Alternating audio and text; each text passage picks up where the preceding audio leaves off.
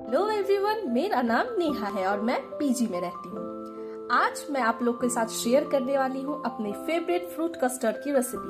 तो चलिए स्टार्ट करते हैं। फ्रूट कस्टर्ड बनाने के लिए मैंने कुछ पीनट्स को अच्छे से रोस्ट करके उसे दरदरा सा ग्राइंड कर लिया है। मैंने नारियल को दरदरा सा ग्राइंड कर लिया है।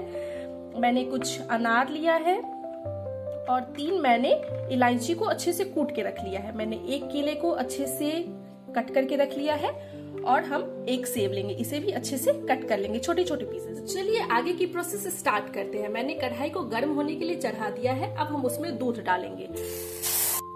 मैंने 1/2 लीटर दूध लिया है। अब दूध कम या ज्यादा कर सकते हैं अपने अकॉर्डिंग। इस दूध में अब हम 1 उबाल आने तक इसे अच्छे से बॉईल कर लेंगे।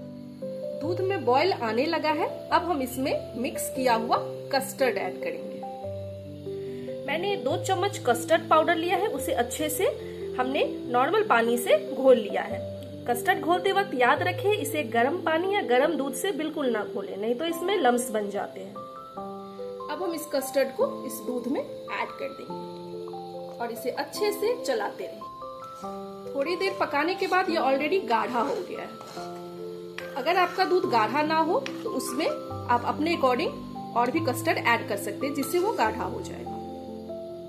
इस स्टेज पे अब हम इसमें इलायची पाउडर ऐड करेंगे। अगर आपको इलायची का टेस्ट नहीं पसंद है तो आप इसे स्किप भी कर सकते हैं। घिसा हुआ नारियल ऐड करेंगे और कूटा हुआ बादाम ऐड करेंगे।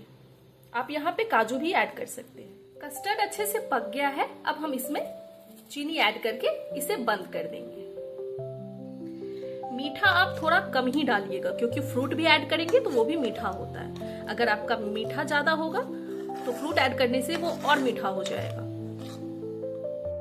गैस बंद करके इसे ठंडा होने देंगे। ठंडा होने के बाद आप इसमें कटे हुए फ्रूट्स ऐड कर सकते हैं। जब अच्छे से ठंडा हो गया है, अब हम इसमें कटे हुए फ्रूट्स ऐड करेंगे।